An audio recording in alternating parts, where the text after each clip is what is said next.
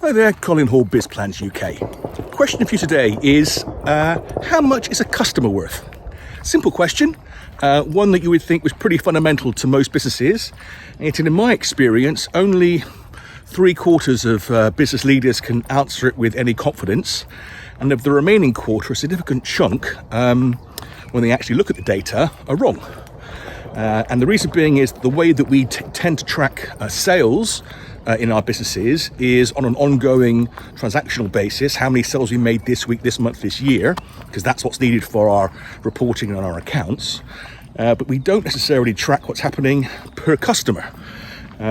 Data's there, it's going to be in our accounting system probably for most businesses. We just don't track it and report it properly, and that is a mistake, and it means that those people who don't do it are missing out hugely.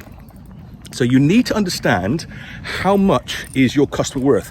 What is their average spend per transaction, per engagement? How much are they spending with you per year? What's their lifetime value?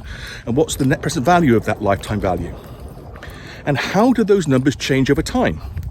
If your average customer spent £100 with you last year, and this year they spent 105 with you, why? Did you put your prices up 5%, in which case you're looking at a stable, static environment? Or did you put your prices up 10%, but the number of transactions, activity undertaken by customers, did it go down, in which case that's a worry? Or in the other extreme, did you manage to reduce your costs and pass it on so that your prices went down, but the revenue went up, which means more activity, which is great, and how can you replicate that for the future?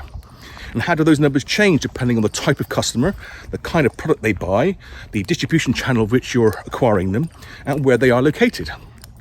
You need to understand all this information in order to make the correct decisions about sales and marketing, about product development, about product lifecycle management, about whether or not there are certain customers that you actually actively need to get rid of and which ones to go after. And if you don't have this data to hand, you can't make those decisions. At best, it's guesswork. So if you need some help putting together the kind of regime that allows you to do that, give me a call.